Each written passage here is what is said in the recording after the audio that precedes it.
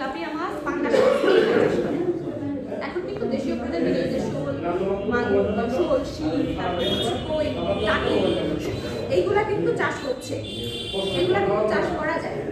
এমন মনে হয় আপনারা অনেকে বলবেন যে এগুলা চাষের মাছ ভালো লাগে না, ভালো লাগা স্বাদ সেটা পরে, আপনার তো মাছই হারাই যাচ্ছে।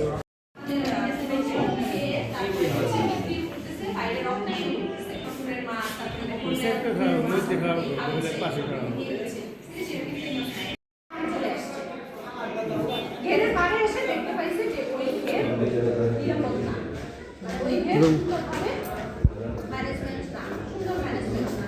দেখেন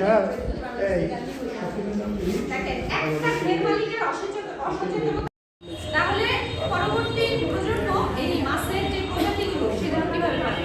আপনি শুনে দেখবেন যে আপনারা ছোটবেলায়, আপনাদের বাবারা ছোটবেলায় বা আপনাদের ছোটবেলায় যেই পরিমাণ মাছের বিচিত্রতা আপনারা দেখছেন, মানে নানা রকমের মাছ দেখছেন, সেই মাছগুলোকে আপনারা এখন এসে দেখতে পান না, মানে আপনাদের বাচ্চারা একটু দেখতে পাচ্ছে না, তাহলে তাদের বাচ্চারা কি আর দেখতে পাবে? তারাও যেটুকু দেখতে পাচ্ছে ফলটা আমরা পাইতাম, সেই ফল থেকে আমরা বঞ্চিত হচ্ছি।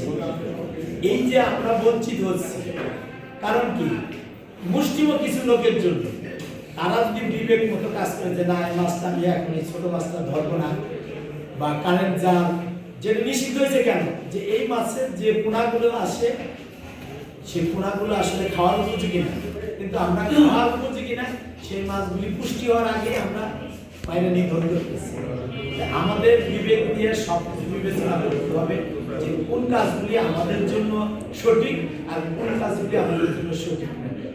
আজকের যে মৎস্য কর্মকর্তা আমাদেরকে বলছে এটাই কিন্তু বুঝাইতে চাইছে, আমাদের বিবেকের উপর ছাইড়ে দিচ্ছে।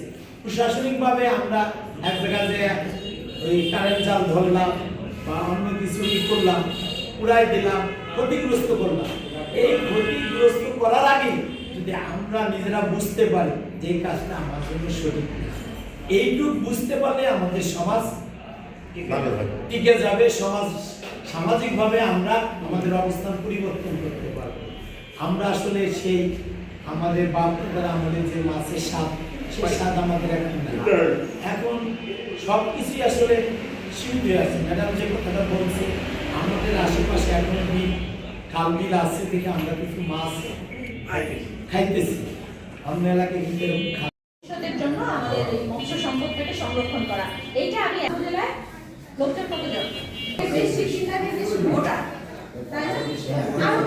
আরো বেশি তাহলে প্রায় 4 লাখ 4.5 লাখ যদি মানুষ হয়, তাহলে এই ভোটারও যদি চিন্তা করি, এবং কাউলিবাড়ি ইউনিয়নে আপনারা যে কয়জন আছেন, আমি গ্রস যেটাই বলি, আমি যদি এই 1000 মানুষই তো এই এলাকার মাছটাকে জেনে করে আপনার সন্তান তৈরি হবে, কিন্তু যে মাছ ধরার সাথে সম্পর্ক না, আপনার ছেলে মেয়ে যারা বড় হচ্ছে তাদেরও তো আপনি যে খাবারটা দিবেন এখন আপনি পুকুরে